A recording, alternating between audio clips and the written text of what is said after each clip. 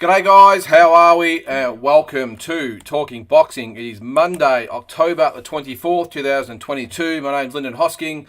Of course you knew that, that's why you're here. It's my little episode on the Boxing Deep Dive channel, Talking Boxing. This is where we, what it says there, we talk boxing. Simple as that is. So I've got a list of agenda to go through. The way it works is I go through that. Any comments, questions, anything that you guys might want to have to say, put them in the comment section, or better yet, put yourself in the show, if I can work out how to do it. Where are we? If you want to come on the show and actually talk boxing there in person, then the link is there. Okay, so as I said, question or comment, put it in the comment section there as I'm going, and happy to discuss. So there's my microphone there. Anything that you want to talk about, as I said, but if you want to actually come on the show and do it in person, whether it's the things I'm talking about or something that you want to bring up that you want to maybe discuss with the audience out there, then by all means, click the link and come on the show. I know it's a little bit daunting for people out there, so I'm not that stressed about it, but it is an option if you actually want to come on and get your point across and just probably add another dimension to the show. Then it's great to, as I said, click the link. So the agenda tonight, we've got plenty to go through as always. Probably not as much as last week, but the good thing about what we might be able to do this week is probably going to detail a little bit more about last week's events. And I'm referring to the Kambosos Haney card and the Jarvis Paro card. So we can talk about that as well. Now, on the agenda tonight, all the Aussie news and the world news. However, I'm going to dive deep into the pool, into the deep end. It's always fraught with danger. I'm going to do the current, in my opinion, the current Australian top 10. However, not only am I going to do it for the men, I'm going to do it for the women as well. I don't think we've ever done this before. I've never seen one. I don't think I've seen it on any of the social media forums. I have actually had on my top 10 in the past, I think Shannon O'Connell's probably the only female I think I might have had on my top 10. But I've taken her out of the overall pound for pound and I've put her in their own female top 10. So hopefully you'll agree with what I'm saying. Look, the odds are, well, probably not the odds are. It's a near certainty that you guys aren't going to agree with my decisions. But look, again, it's just my opinion. I'm sure there's going to be some people I forget, and I apologise in advance.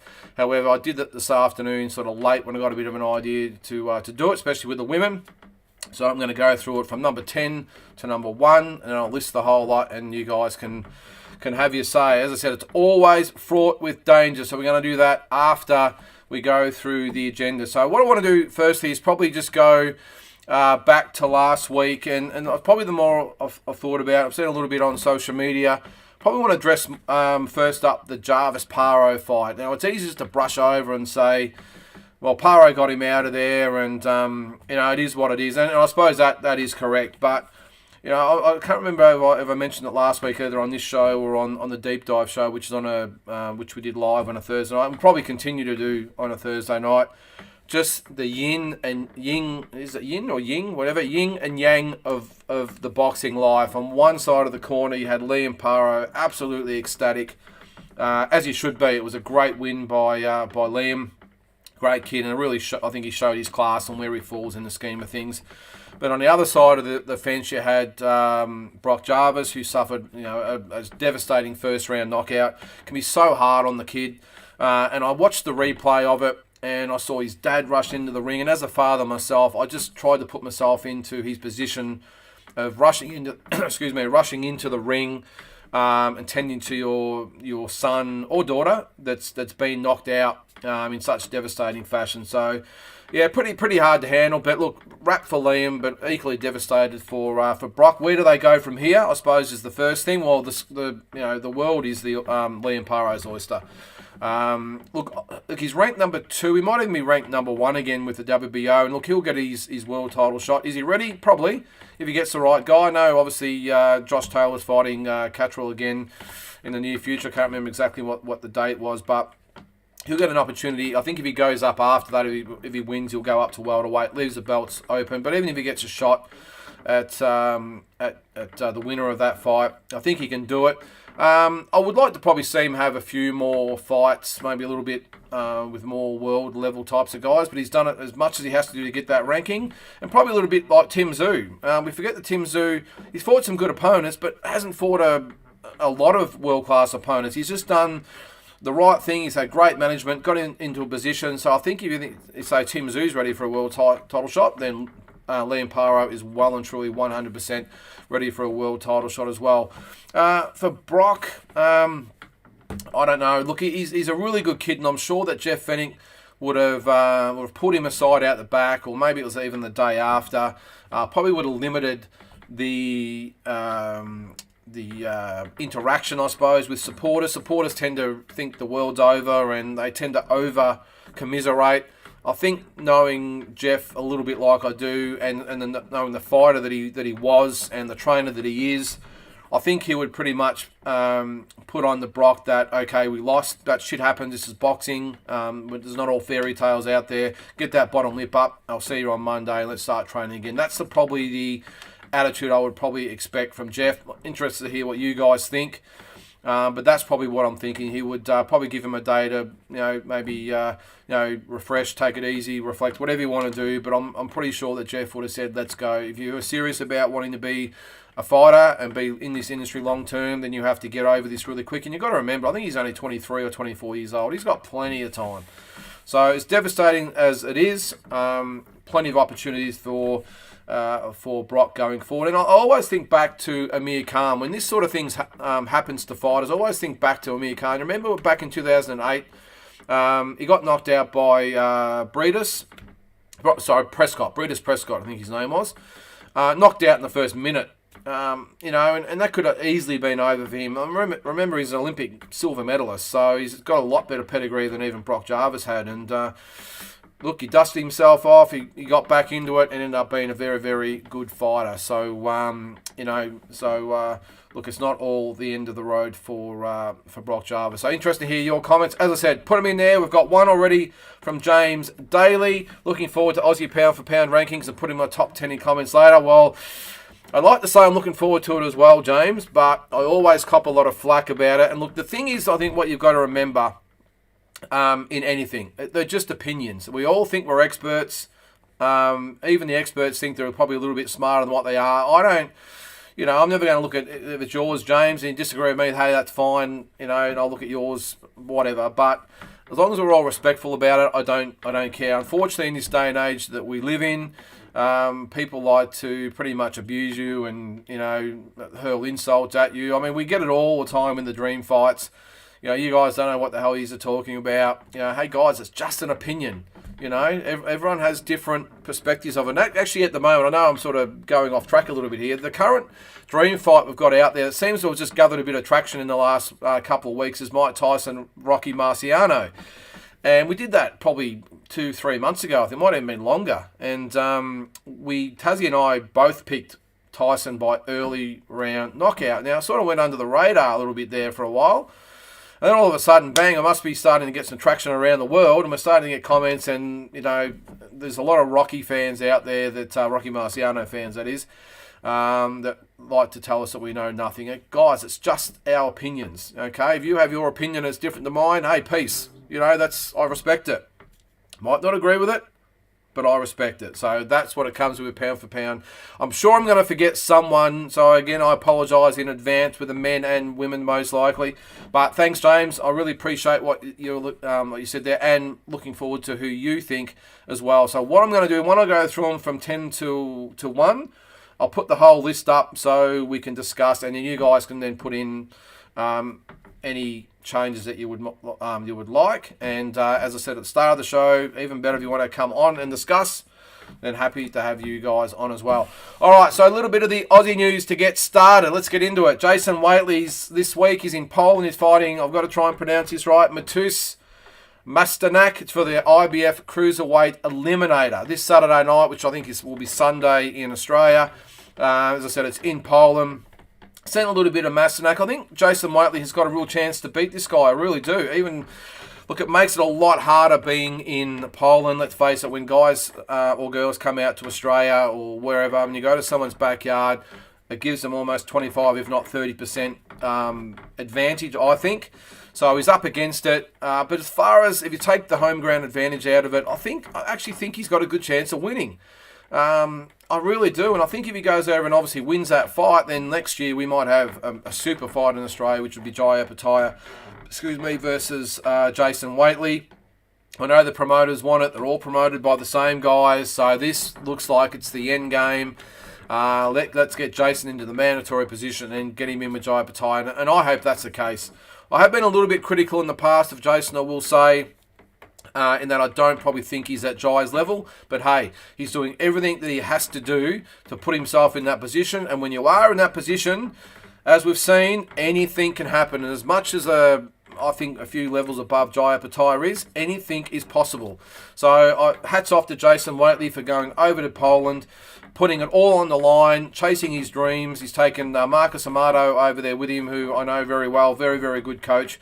And good luck to both of them over there. As I said, I think he's got a real good chance of winning. And if he does, then we set up the super fight next year, which will just be massive. It'll be great. And on top of all the other fights we've got going, I really can't keep up with it all at the moment. There's that much going on. That's why we sort of have to skip over a few different things. And the whole Aussie scene, I know I've said it in the past, I just don't think it's ever been healthier, ever, in the history of boxing than what it is now. Now, maybe we've had just as good of fighters over the journey, over the different decades and eras, but the fact that the exposure and opportunities that these guys are getting, and they're measuring up, they're proving themselves. The platform is now there, and these guys are taking it with open arms. We've seen it many times in the past. You know, George Kambosos obviously last year against Lopez. We had Horn against Pacquiao years gone by. It was Harding versus Andrews, and you name it. People have had opportunities and they've taken it, and it's just great to be an Aussie boxing fan at the moment. So good luck to Jason Waitley and Marcus Amato and Team Waitley this weekend, because I can't wait to see the doors that it might open for him down the track if he gets the win. The other one I saw announced was Taylor Robinson in another world title eliminator against, I think it's Japanese fighter Chayoz Minowa, I think she is, or Chinese, might be Japanese, I think. So that's on the card November 5th in Brisbane, so next weekend. So good luck to Taylor. Interesting to see where she is on my pound for pound list. I really like her. I think she's got all the ability in the world. I'm probably going to, with Taylor, probably my opinion of her, of what she needs to do going forward, probably goes against the grain of what maybe other fight fans are saying. I think she's got such good skills and good technique, great fitness, got a good team around her, obviously. I think she's probably standing and trying to trade too much. Now, I know we probably say to other fighters, female fighters, that they need to probably knuckle down and dig the toes in a little bit more and become more punchers. I don't think Taylor Robinson's a puncher at all, but she's got very, very good skills. And I think I would hope if I was in her corner, I'd be saying, hey, let's just focus on our strengths, which is our footwork, our defense, our volume of punches, good kit of punches as well. Let's just focus on what we know well and forget about trying to take these girls out. Because you look at that last girl she fought, she hit her with everything except the kitchen sink and couldn't really get her out of there. Should have been stopped. I think the referee or a corner maybe should have stepped in, but I think that showed that maybe the big punching is not Taylor Robinson's forte. So just stick to what you know. There's no harm in it. I think the best female fighter in the world, arguably, Clarissa Shields, has only had two knockouts in 22 wins. So you don't have to be a massive knockout puncher in the female rank. So if I was her, I'd be saying, let's just get back to that movement, speed, defence, volume of punches, and just get the job done. That's what would be my advice to her. But great management. She's with... Now, that was the other thing. She was with Tasman Fighters. She is on the Tasman Fighters card, but I did see an announcement she's now with some Canadian firm. Whether they work in conjunction, I don't know. But obviously, there's no hard feelings there because she's on the Tasman card next week. So maybe there's a joint venture or something going on. So we'll see what happens there. So good luck to Taylor on that one. Of course, the whole card. I will cover both those cards the November 4th and 5th cards in detail on next Monday's show. I'll go right through the card because they're bloody fantastic cards. So we'll keep that for next week because it should be a ripping weekend of boxing. DNL and Tasman fighters are in cahoots with each other, but I'm pretty sure the No Limit. I've just said DNL and Tasman. I've just said No Limit. DNL, I think, is the Friday night, which is the 4th, and the Tasman fighters, I think, is the Saturday. Again, correct me if I'm wrong. Shane Sermon is in the house. How are you, Shane? Over the last 18 months, Jason has done everything he said he was going to do. Best of luck to him. That's Jason Waitley, of course. Yeah, I agree, mate. As I said, I have been a little bit of a critic in the past of Jason with the calibre of opponents he's fought. A lot of Fijians and that in there, and recycled journeymen. So I've been critical, and he's standing in, I think he's in the top 10 in the world. I didn't think he'd done enough to deserve that, but in this case, he's gone to Poland to get the job done. So let's go, Jason. Can't wait to see you get the win, and as I said before, set up the fight with Jai Apataya. Shane again, this is Taylor Robinson, I'm gathering. She used to spar with my nephew when she was a junior, and she was always pretty keen to engage. Yeah, it's okay to engage, but it's just doing it smart. And I think if she just digs down, like she got away with it in her last fight because the girl, I think, was a level or two below her.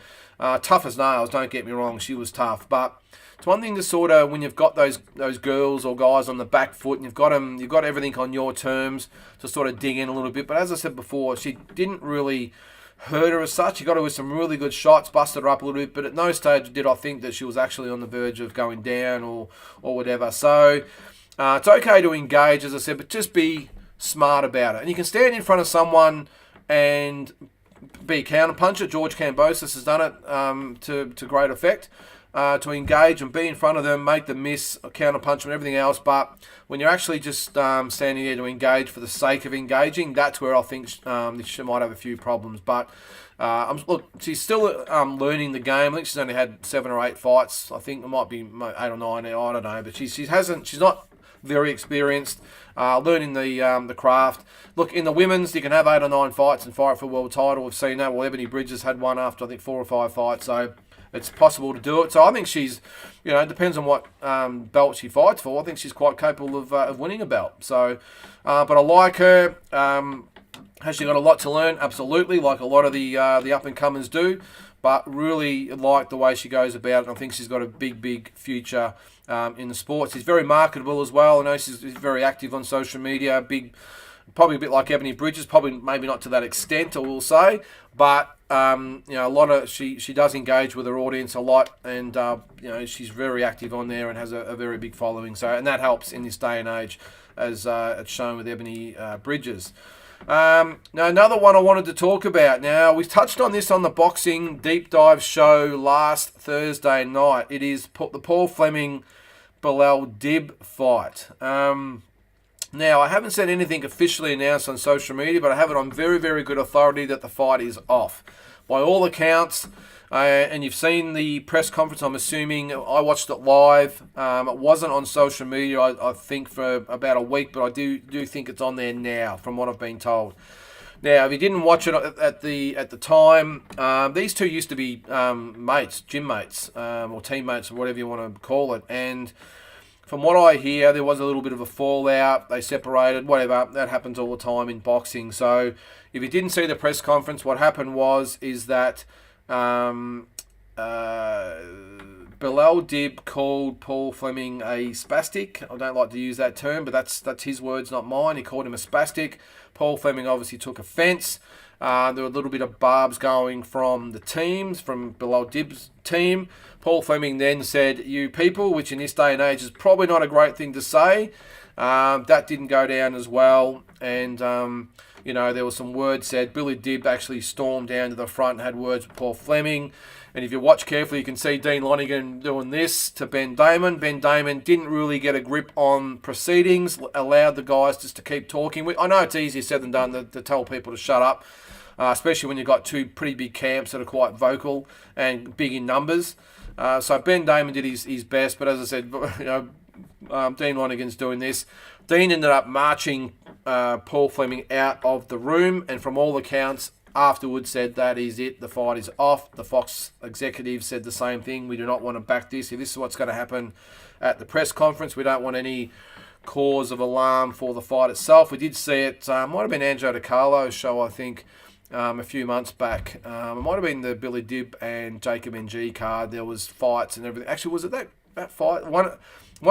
Actually, it mightn't have been that card, because the main event, I think, there was trouble there, but it might have been the one after that where there was trouble and they actually cut the main event. That might have been Sol Sui and whoever he fought that got cut. So, Rowan, thanks, mate. Thanks for putting it up there. Seen it's been taken off BoxRec. Yep, it's a very big shame how the press conference played out. Wasn't a good... No, it wasn't. Look, and I remember watching it, thinking, and knowing Dean really, really well. I've obviously done a couple of promotions with him, and I know the way he operates. He's very, very professional. Image is everything. It's all about sponsors, whether there's government funding involved. It's the whole look of it. Fox Sports, of course. So he's very, very conscious, as he should be. This is not some, two-bit promoter who puts on shows to make a few bucks and, whatever else. This is a pure businessman who's not really a boxing person, I will say. If you talk to Dean, I don't know if any of you guys have actually met him, he's a businessman first and a boxing fan second. Half the time he doesn't even know a lot about the boxers' records and who they fought, whatever. He relies on his matchmaker. Of course, it used to be Stuart Duncan, rest in peace. Stuart, who passed away earlier in the year. He would rely on Stuart to say, right, this is my guy. It might be a Jeff Horn or a Jaya Pataya or whoever it might be. This is my guy. I trust Stuart to match him properly and guide his pathway.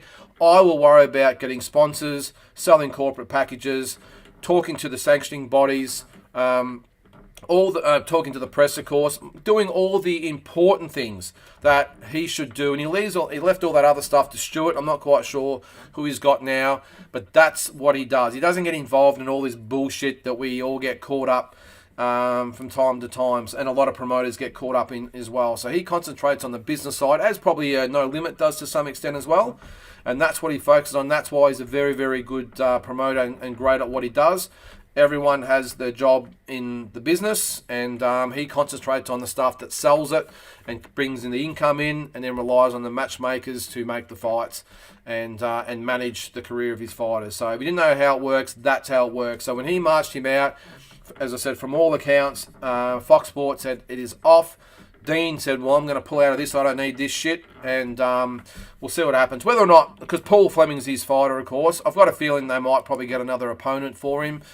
There hasn't been any word on what the rest of the card is. So I would think the card may go ahead, but they might just bring someone else in for Paul. And unfortunately, I'm not sure below Dibb's standing and who he's with and everything, who he's with.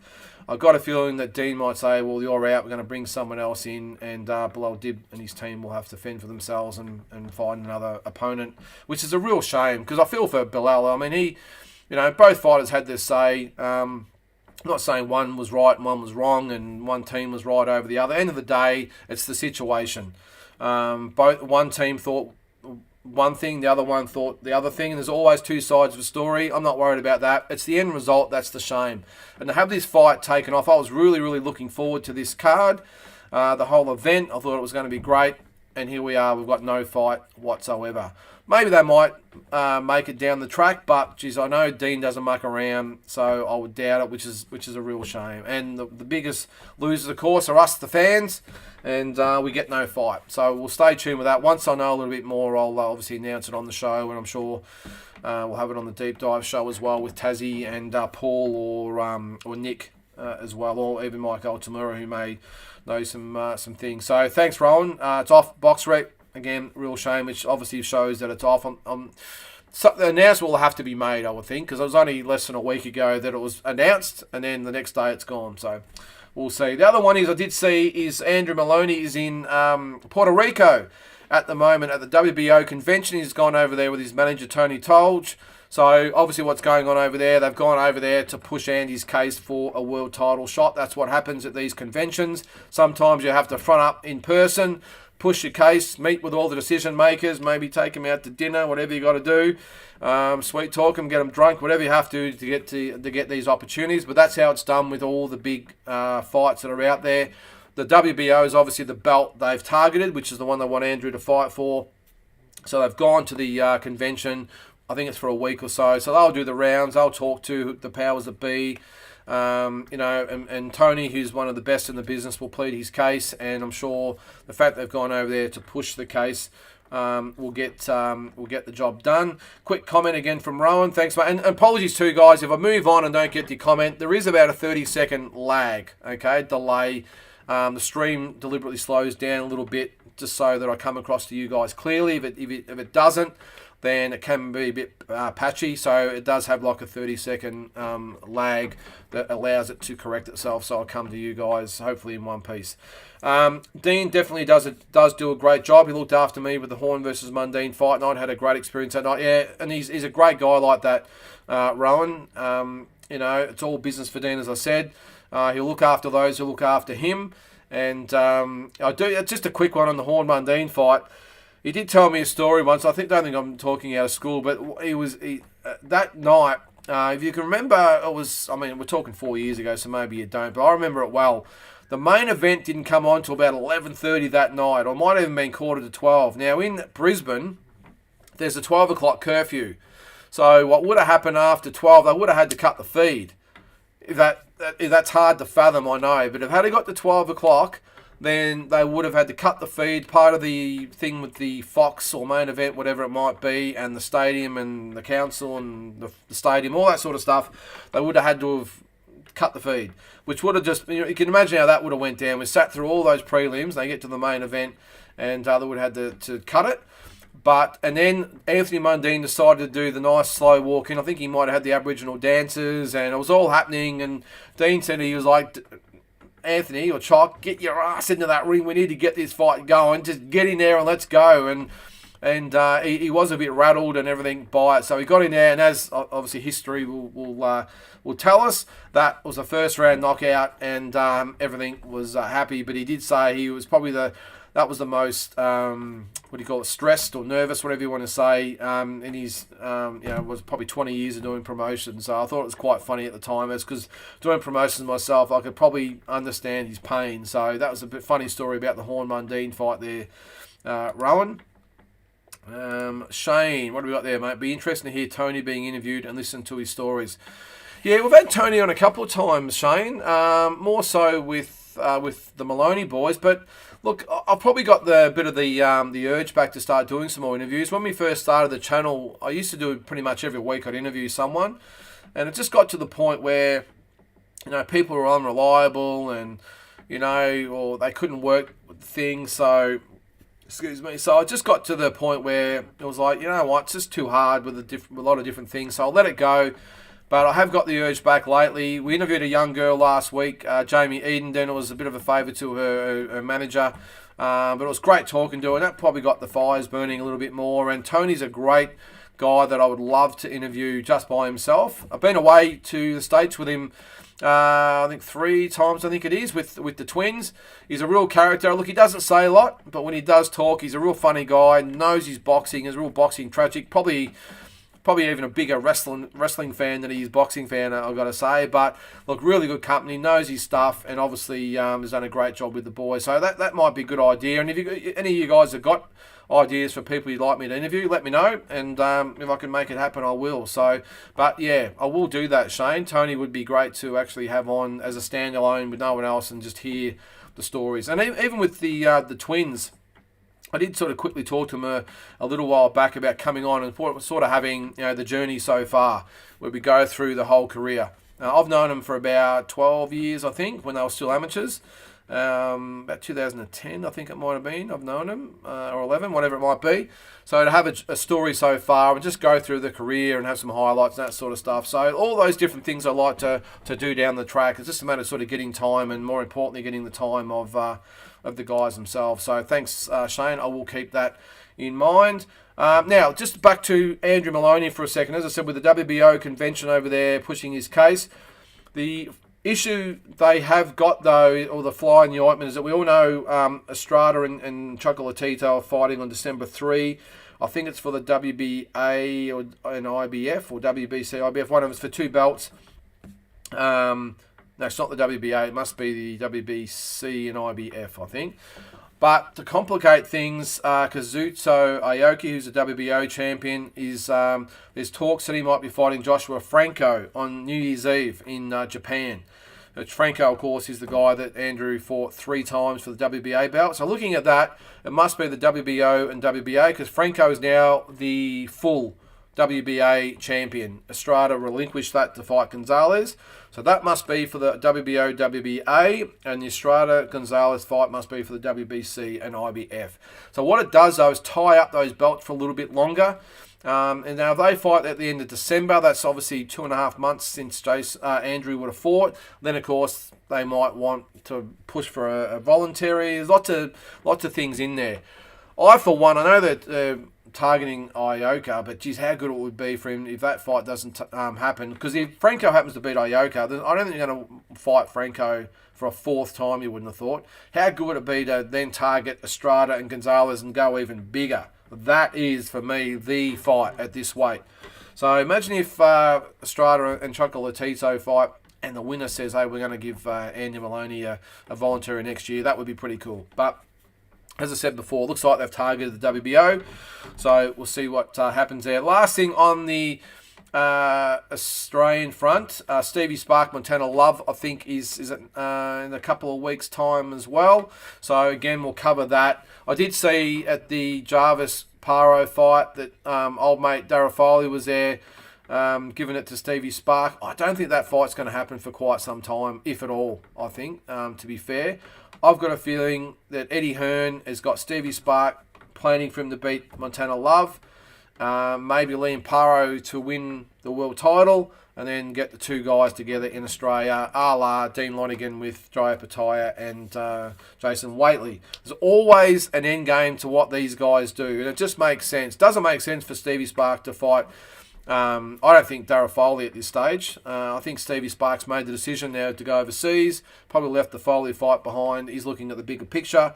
Foley's still trying to probably re-energise his career. Time is running out, which is obviously why he's aligned himself with No Limit, which is the exact thing he should be doing.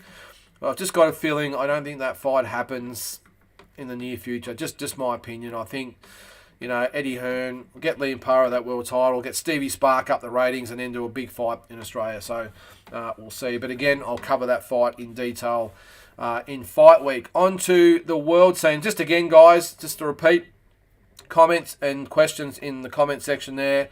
And if you do want to come on, the link is right there in the comment section as well if you actually want to come on for a chat. So no stress, no pressure, but the options there. All right, on to the world scene. I don't know even how to get into this. Tyson Fury, Derek Chisora 3 has been announced December 3rd in London at the Tottenham Hotspur Stadium. If you can spit all that one out.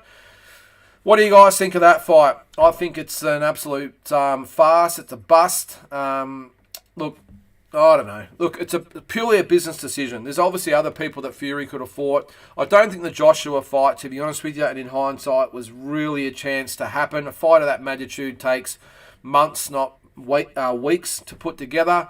And quite rightly so. I don't think there's any right or wrong side of this. I can understand Fury said, hey, we want to fight December 3rd. Here's your opportunity. Do you want the fight or not? I can understand that. Eddie Hearn and Joshua, on the other hand, I can completely understand them saying, well, yes, we want the fight. However, we can't just have a contract thrown at us and have a week or two to decide and go through all the particulars. So that fight, in hindsight, was probably never going to happen, at least this year. So I think what Fury does, what any good businessman does, or his team of good businessmen have said, look, let's go for the next marketable fight. Yes, there's other fights the fight fans would like more than that. But the thing about Chisora is he's entertaining, very, very media friendly. They love him. He's always controversial. There might be a fight or a comment or something that he comes out with. Very well known to the English public, of course, the fight fans. It's an easy sell as far as that goes. By all the counts, I'm not sure whether it's right or not. 50,000 tickets were sold on the first day. And I think it has 65-odd thousand capacity, so the odds are that will be a sellout. Pay-per-view, of course, will be big as well. So what do they care? It's a keep busy fight for Fury. They're probably got now, I think the plan would be, let's get this big money fight with Chisora. Less risk, more reward. and it gives him a tune-up before fighting Joshua or maybe even Usyk next year. So it makes sense. Joshua, by all accounts, is going to fight at the end of the year as well, or maybe the start of 2023. So it all adds up to them then fighting maybe mid next year. And I don't think Tyson Fury is that stressed about fighting Usyk. I really don't. I don't think it really affects his legacy, whether he does or whether he doesn't either. I think at his stage of his career, I think Joshua, as strange as it might sound, is still the biggest fight for him. He doesn't need Usyk. Fight fans want him to fight Usyk. I understand that. But at this stage, does Tyson Fury really care about really the fight fans? It's more about the money, the belts, his legacy, whatever. Ross, thanks for tuning in, mate. Does Fury need this fight just to keep his belt? I don't think he needs this particular fight to keep his belt. I think he might need a defence to keep the WBC happy. I don't think he needs this particular fight. I think it's a voluntary, so I'm assuming he could have really fought anyone in the top 15. I think it is with the WBC, so I don't think it's really come down to that. But he needed to make a defence, and as I said just then, easier fight, less risk, most reward. So it's a no-brainer. And Chisora, as shot as he is, he's lost 3 of his last 4 fights. He's still a name, still very well known in England. I think Fury's only concerned about the English portion of it at the moment. And I did see something that he actually said he wants to also help contribute to the British economy. So whatever that means, whether it's the fighters, I'm sure the undercard will all be English, of course, and put a bit more money into the British economy. I don't know. You don't know with Tyson these days. He says so many different things. I don't really know what to make of Tyson these days. I think he's lost a lot of fans, I think, by just acting a little bit unreasonable lately. Jay, thanks for tuning in, mate. Fury denies he wants to go undisputed and doesn't care, but geez, he would love to stand there and parade all those belts. Yeah, he would, mate. End of the day, as any fighter of that magnitude is, they're all egomaniacs. They want the belts. But, as I said, I just don't think Fury fits that mould. I really don't. As you said there, he denies he wants to go undisputed. I don't probably doubt that, to be honest. I don't think it really matters to him whether he's undisputed or not. You're right. He'd love all those belts. He'd love all those 4 belts. But I think he's quite content to say, well, I am the undisputed. Everyone knows that. I'm the lineal champion. Everyone knows. So do I really need belts to show that? I don't know. A lot of fighters do, of course. But I don't know. I think Fury, as we all know, is cut from a way different cloth. So, we'll see what happens there, mate. But that's my 2 cents anyway. Maybe I'm wrong. But again, as I said, you're always looking at the end game. And that's what I can see. Fury, Chisora in early December. Joshua maybe later in December against a very, very beatable opponent, let's face it.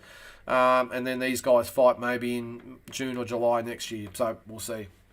The other one that raised a few eyebrows, I thought, was Terence... hang on, James, another comment before I move on. Fury coming out of third retirement. Yep, it's hard to believe what he says. Yeah, exactly, James. I should have said that. This is the guy who said, I'm going to retire, and then I'm back, and then I'm going to fight I want $500 million to fight again, then I'm going to do it for free, then I'm going to fight Usyk, no, I don't want him, I'm going to fight Joshua, now I'm going to fight, then he was going to fight someone else, was he? Now it's Chisora. So, I don't know, I'm with you, mate, it's hard to believe what he says. Look, end of the day, I think with Tyson Fury, are you fighting or not? It's December 3rd, no drama, we'll either buy it or we don't. I, for one, will not be buying the fight. I'm not going to buy anything that's, for $60 or whatever. I'll wait to see the replay the next day. So that's how I feel. Terence Crawford is the next one. He's signed on to fight David Avanasayan. I think they'll pronounce that right. I did look at something today. I don't know. December 10th. Now, this is another he said, she said bullshit thing, is that the Crawford-Spence saga. I'm not going to spend too much time on it. End of the day, the fight is not happening at this stage, which is just ridiculous. They've been in talks for ages, and as usual, a bit like the Fury-Joshua thing. The Crawford camp says, well, I did everything to make it happen, it was Crawford. Crawford said, I did everything to happen, it was Spence. Spence says, well, I did everything to happen, it was Crawford. End of the day, we've got no fight. I think Crawford would have had this fight in the background waiting to happen. He would have had, because you got to book stadiums, you got to have everything ready to go. It's such a short turnaround. It's less than 8 weeks away. What is it, 7 weeks? So, short turnaround. They would have had him ready to go. Would have got to the point they would have had a trigger point for a date. Would have got to it. Can't come to terms, so it would have been bang, we pull the trigger and we go. Spence has also a similar thing in mind. Apparently, no opponent. Although there was a opponent, maybe I did see that was mentioned was Alimantis Stanionis, if that's how you pronounce it, for February 4. Sorry, not February 4. Late December. Late November. I think it might have been. He wants to fight late November, but there has been February 4 put out for renegotiations for Crawford Spence. Now these two guys only seem to fight once a year, sometimes maybe twice. To have a 3-month turnaround for either one of them, or 2.5 months, whatever it is, I don't see the fight happening at the start of February. I think that's a very, very long shot. But that's the gossip at the moment. Crawford's booked, obviously, to fight Avanasayan on December 10. That's in Omaha, Nebraska, which is his hometown. And Errol Spence with the question mark against Alimantis Stanionis for, I think he's a WBA regular champion or interim champion or whatever. I don't even know these days. I can't keep track. But that's Errol Spence's fallback, allegedly. So we'll see what happens there. But again, I don't think the February 4, 2023 date is manageable. Especially if Crawford's booked in December 10, it's less than a 2-month turnaround. So I don't see that fight happening. If anything, I would see it even pushed back to May or June. That's just the earliest I see it. Of course, in May, you'll have Cinco de Mayo. That'll be Canelo against Bivol. I've actually got that on my list there. I'll touch on it now that we're talking about it. That has been, apparently, Eddie Hearn has said if Bivol gets through his fight with Ramirez in a couple of weeks' time, that he will fight Canelo in May, Cinco de Mayo. So it's the first Saturday in May at the T-Mobile Arena again for most likely the light heavyweight title again, from what I'm hearing. I don't think they're going to make Bivol come down in weight because I don't think he'll take the fight. But geez, $5 to $10 million will make you do silly things, won't it? So that's a talk at the moment, that is the case. That, yeah, Bivol, Canelo, early May. What have we got here? James, they should fight the best. Ortiz, Ennis. Yeah, now, on the Ennis thing. Now, the other thing is that Ennis is now, you guys probably all know this, but if you don't, Ennis, Boots Ennis, as team, has now put forth to the WBO, I think it is, that, or is it it might be the WBA, because Crawford has a WBO, doesn't he? They've put to the WBA now that Ennis should now, he's a mandatory challenger for Spence. They now want that obligated now that the Crawford fight's fallen over.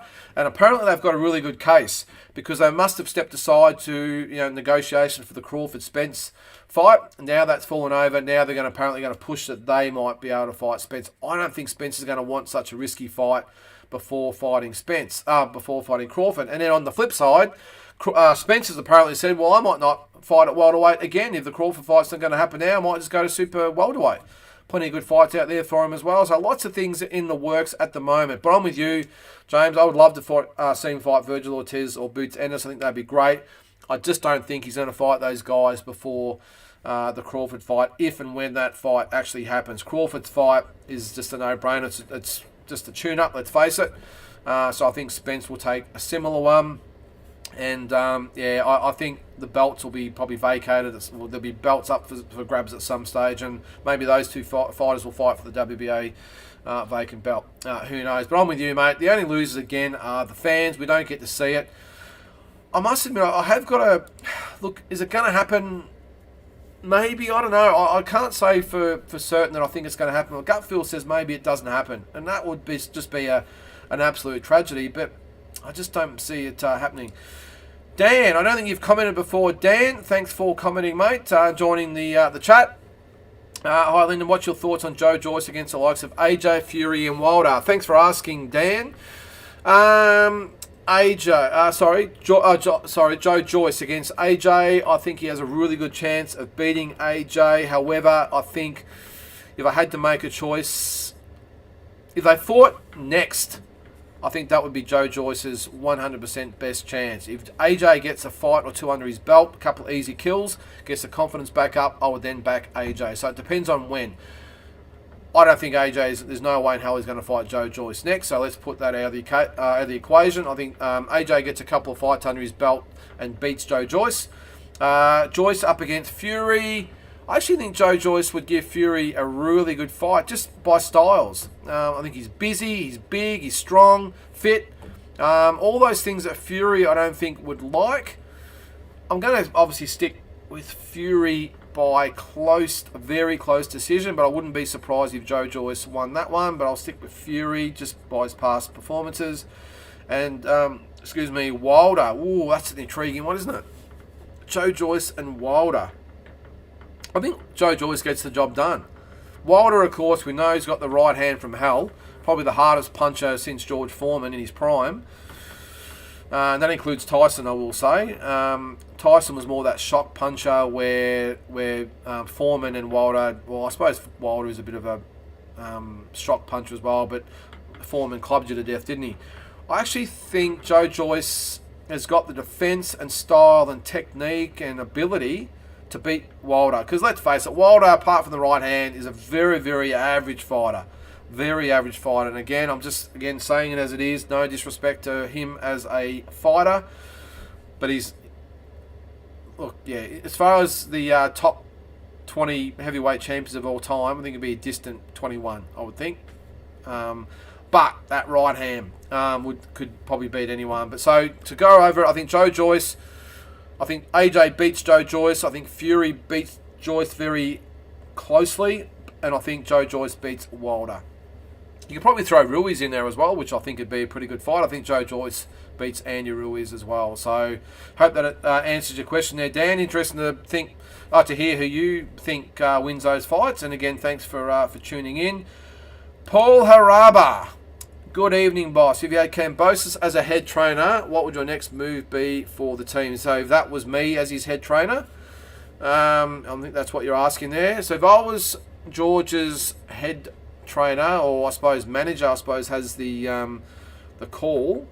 If I was in charge of his team, I would say take a 6-month break for starters. I know time is money. There's a lot going on in the lightweight industry at the division at the moment, but I've just got a feeling in the lightweight division at the moment he's been parked. Because if you look at all the chatter about the lightweight division at the moment, all the possible fights and who's coming up and who might fight who and whatever else, because of course Haney might vacate and go up, so the belts are out there. George's name is not getting mentioned, and I think that's a massive insult to George. It really is. And I was pretty pissed when I was reading all this, and George's name is not mentioned. And considering what he did against Teofimo Lopez, let's face it, he gave Devin Haney, probably not so the first one, but the last fight, that was a tough fight. He gave Devin a really, really good fight. Didn't get the result, of course. But you look at Devin after the fight, he was physically spent. He had cuts, he had marks, bruises. He gave him a really good fight.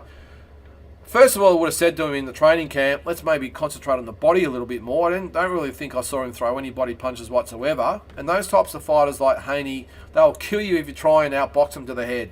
You've got to start killing the body. I know it's easier said than done, but my fight plan would have been to incorporate a lot more body work in there as well. But that's history now. Oh, just up my light. Oh, I'll just fix that up there if I can. All right, hopefully it's in one piece there. Next, though, as I said, I would give him a rest for 6 months. Then I would not bring him back to Australia for starters, because I think the guys, look, maybe if they align themselves with a No Limit or a DNL or someone like that, or maybe even a Matchroom to maybe come back and fight a biggish fight, headline a card against maybe a top 20 guy that's not a big puncher, is not a really good boxer either. Someone will probably stand in front of him, maybe a really good tough Mexican type of opponent who's going to come to fight, but it's not really a threat to him. I would like to see him have a fight like that, or maybe even two, and then go back, to the next level after that. The thing is, he's obviously got Lou DiBella behind him. Lou's got some sort of relationship, I suppose, with some promoters here.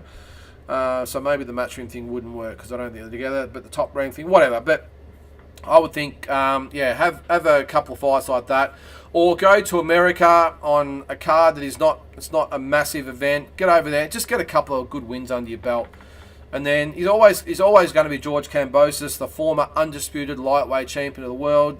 So he's always going to have A lot of these other fighters, I've said this in the past many times in this show, a lot of those fighters are going to want to fight him as a stepping stone, whether it's Shakur Stevenson, whether it's Tank Davis, Lomachenko, although Lomachenko will probably fight Haney next. But you've got all these fighters out there. Maybe it's Pitbull Cruz or just one of these types of guys that could fight him. Zapata, one of those guys who'd look to see him as a major stepping stone, because any of those fighters that beat George Kambosos are going to get a really, really good ranking out of that and a lot of brownie points. So there's plenty of good fighters out there. Of course, the biggest question with George is, has he got it inside? I think he does. I really do. He's 29 years old. I think he's got another 3 or 4 good years left in him. I would love to see him get some more big fights. And I think he showed against Haney in that second fight, and obviously against Lopez. He can fight. On his day, I think I'd put him in against any of those guys and gives him a really, really good fight. So I think there's plenty of good fights out there for him. It's a matter of the team behind him and what decisions they make. But if I was in charge of his team, Paul, to answer your question again, 6 months off, couple of very, very winnable fights. And they might be high-profile guys, but winnable fights. Guys that have fought for world titles in the past, maybe a little bit shot. I was going to say someone like a Jorge Linares, but I saw him spar in Vegas when we were over there. He still looks pretty sharp. So maybe not that type of guy. But yeah, you guys know what I'm talking about there. Very, very winnable fights against maybe a name fighter. Get himself back in the mix, and then I'm sure those big fights are out there. So we'll see what happens there. Pele Grosso, thanks for coming on, mate. Cambo was never undisputed. False narrative. He was always the B-side. I think that's been very harsh, Pele. I think he was undisputed. I know in name only he wasn't.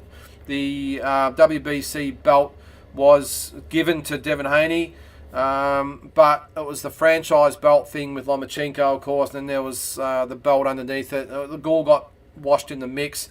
But I don't think there was ever any disputing that that George was undisputed. And I think the B side, look, I don't know. It's a tough one. I think once he beat Lopez, mate, I think maybe a lot of the powers that be over there saw him as the B side. But you got to say he was the A side as far as the promotion coming to Australia. He sold that fight. He made both of those guys a lot of money, and had a massive, probably apart from Horn Pacquiao, probably the biggest boxing event ever in this country. So I think it's a bit harsh saying he was never undisputed and was the B side. But hey, that's your opinion, mate, and you're entitled to it. Paul, yes, I was yelling out body in the crowd. Love your response here. Does Kambosos need a new head trainer? Love your response. Always respectful and sharp. Thanks, Paul. I appreciate that, mate. Oh, look, I'm not going to bag his trainer, but look, eyebrows were definitely raised amongst the people I spoke to about, is it Craig Bacchus, I think his name is, and I'm having a shot at Craig here, but at the end of the day, the fact remains that he was the strength and conditioning coach. I'm not quite sure how much input he had into the tactics that George had for any of his fights. Obviously wasn't around for his last, I think he might have trained him for his first 13 or 14 fights, but if you saw the deep dive episode that we had, Tassie actually made a great point. I think it was Nick that was saying, I think about, might have been Peter Maniatis actually said that he trained him for the first 14 fights, which is not right. Igor, who's Team Zoo's trainer, did train him for the first 14 fights. He might have had a role in there somewhere, but Igor was the coach. So make no mistake about that. But look, yeah, I'm not going to throw shade at him or whatever you want to call it, but George needs a proper, educated head trainer. Now, whatever people want to say, lots of rumours out there about the Bilal Akaway situation and Javier, his other trainer. Lots of he said, she said. I don't get involved in that because you've got the Kambosos side and you've got their side, and let's just say there's a middle ground. End of the day, they're not with him. So let's just put that out of the equation. I think he needs a legitimate world-class fighter. And that's probably getting out of, probably getting out of Australia. I'm not quite sure, apart from probably going back to an Igor, I will say. Who we could bring in. Look, I'd love to see, I know it sounds funny, I'd love to see George with a Robert Garcia type of trainer. I really would. Maybe not a Freddie Roach. I think maybe Freddie's best days are behind him. I don't think the heart that he had when he was in it with Manny and all those other fighters is there anymore. I just think he's probably yesteryear. Robert Garcia, for me, I think is probably in the top 2 or 3 coaches in the world. And I think someone like him and the team around him, I think that would be a really good environment for George to be part of. I've been to his gym over in Oxnard, California. It's a really, really family demographic as far as the camps go. The fighters, lots of fighters. Obviously, a very Hispanic area where he is. But he gets a lot of Russians in there as well. When I was there, that's when Lomachenko was there. A lot of the, what's his, Egas, is it? His manager. I can't remember his last name. Apparently puts up a lot of his fighters in Oxnard and they all train there. I think he might have actually bought Robert's last gym and Robert Garcia's got a new gym. I don't know. What do you guys think? But I think, for me, Robert Garcia would be a perfect coach for George Kambosos to get him back up there. But look, Craig did what he could. They obviously made the decision to bring him in and have it all in-house. I think you've got to get out of that because I've just got a feeling that George and his dad might have been calling the shots and Craig might have been doing sort of what he was told. I don't know. I'm just looking from afar. Craig was brought in so there wouldn't be that pushback or the arguments and maybe they wanted their own way of doing things and Craig was just the one to facilitate it all. I don't know. That's the impression that I sort of got. I think George needs someone that says, right, I'm in charge, this is the way we're going to do it, and away we go. And whether Robert would come out here or George maybe would go out over there for 6 weeks and then come back here for a month, I don't know. But that's would be my advice. Paul, and appreciate your comments there, mate. James, I think Rolly Romero. Now, what was that about? That was... it's a fight, was it? For George. Yeah, look, I think... Could be a little bit dangerous, I think, first up for George, I think, James. I think that might be second up. And I don't really rate Rolly Romero, by the way, but he can fight. He can punch, definitely. I would rather see George fight maybe someone from the 15 to 25 range. All the fighters do it. I'm sure there'll be the guys out there, he's cherry picking. Jeez, he's just come off 3 massive fights, against 2 of the absolute... Lopez was definitely pound for pound when he fought him, but to have Lopez and Haney back to back, the guy deserves, I won't say an easy fight, but an easier fight. And just a couple just to get him back in the mix. They all do it. Even Lomachenko's doing it at the moment. Now, he's got, I'm just going to say that I've got it written here. Did you say he's fight? Jermaine Ortiz, 16-0, which is great to market it, but he's fought no one. He's just a young guy. 16-0-1. That's this weekend at Madison Square Garden in New York. So, and he did it last time against Comney. So he was pretty much shot as well, but a name. So there's always, these things to build him up. And so Loma can do it. I'm sure George Kambosos can do it. And then maybe Romero after that. I'd love to see that fight, by the way. There'd be a great build up to it, especially if we get the old George, the Lopez George, where he's in his face and he went overboard the first time with Haney. I won't back away from that. But the George Kambosos that fought Lopez and the build up to it, I'd love to see that George back. I think he went overboard in the first Haney fight. I'll spit it out. The first Devin Haney fight, and I think he actually went too far the other way for the second Haney fight. I reckon he went too much into his shoulder. He needed to be somewhere in between. But go back to that George that fought Lopez. He was great. So much self-belief in his face, but he just. He was a beast. So that's the George Kambosos I hope we get back. This is Paul. Damn. Pally, think you pay respects for the win over Lopez. Yeah, I agree. Paul, as I said, Pelly's entitled to his opinion, but my opinion is you're pretty hard to please, mate, if you're not giving George his due in that Lopez fight. And yeah, he was probably the beast, definitely the B-side in the second one. But geez, as I said, the first Haney fight, he sold that fight 43 or 44,000 whenever turned up. He did an awesome job to sell it, but as I just said, he went overboard a little bit with the theatrics. But yeah, give him his due. All right, Rowan, I count Kambosos undisputed in my mind. Yes, I do too. Then Chase next best dared to be go. I made 100%. You got to give the guy credit. He could have easily taken a voluntary defence first up. He wanted Lomachenko straight up, which is a massive statement to make. Would he have beaten Lomachenko? Look, in hindsight, probably not. But at the time, coming off the Lopez fight, anything was possible. The guy was riding the wave. And I actually think he probably would have done better against Lomachenko than what he did against Haney in that first fight. Lomachenko's, he's called the Matrix for nothing. He's super fast, great hands, great footwork, great defence, great everything. Let's face it. Probably not a massive puncher. But he does sort of stand in front of you and does actually come at you sometimes, which I think would have suited George a little bit. As I said, in hindsight, it's a wonderful thing. Maybe George wasn't as good as we all thought he was, but, he wanted to fight Lomachenko. And when that fell over because of the war in Ukraine, he said, who's next? Devin Haney, bring it on. So, yeah, come on, let's give him that due. Shane, beats Lopez, goes on Joe Rogan and does a stadium. I'm calling that A-side. Yeah, well, they don't just put anyone on the Joe Rogan show, I don't think. But, and a stadium fight. As I said, like in America, they didn't give him his due overseas. If you look at what they did over there, I think they still called him a fluke, and they still do, which I think is so unfair to George. The guy you fight in there is the guy that's 100% and ready to go. And if you look at the build up to that fight, Lopez, he was saying, I'm going to knock this guy out and I'm ready to go. I'm 100%. I'm going to make a stake. I'm going to do that. And then afterwards, he cried injuries and issues outside the ring. Hey, mate, when you jump in there, you're ready to go. And George Kambosos, he caught you napping. You took him lightly and you paid the price. So don't cry about it now. Probably a bit like when Manny lost to Jeff Horn. After the fight, Manny took it on the chin. I know it's a bit of a pun, but he took it on, accepted the loss. Wasn't until everyone piled on and everything else, and it's gathered momentum over time, how much of a rip-off it was. And I'll say this to anyone that stands in front of me. It was a close fight.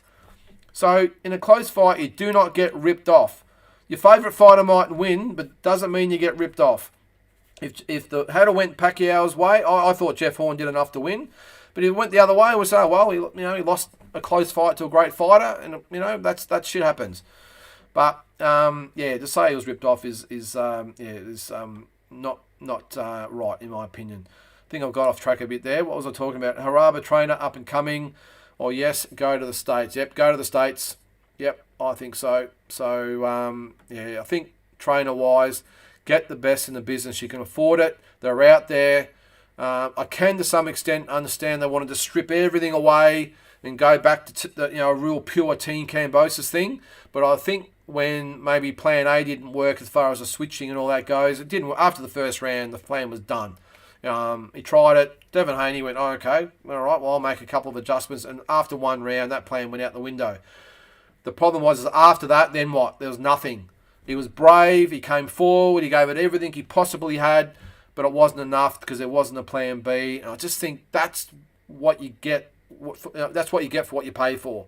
That's why you pay those trainers that 10, 20, 30%, whatever is how they get these days. That's why you pay them the big money, because they've got everything ready to go. They've got plan A, B, C, D, and E, and they've got that motivation. I don't think Craig was the sort of guy that would really get him motivated and get him up. I don't know. Of course, it wasn't in the corner, but I don't know. I just think Craig. There might be a room for Craig in the camp in some way, whether it's the strength and conditioning and maybe some motivational things, or whatever. There's always a space for all these types of guys. But as far as a head coach, well, we've never heard of him before that for a reason, I think. So look, that's her call. So we'll see. Hang on, I'm just going out of focus a bit there. Am I? I'll come back. All right. Would love to see George at Wildcard. He will be familiar with Freddie just for a camp. Yeah, well, obviously he was over there for a bit. I think he trained with... just going to do this for a sec, guys. Sorry. Get my focus back. There we go. He was obviously over there with Justin Fortune. It only lasted 1 or 2 fights, I think. Obviously did the camp with Manny a few times, but then was trained by Justin Fortune. That didn't work. Look, I think even with Justin, I know Justice Honey's been over there lately with Justin.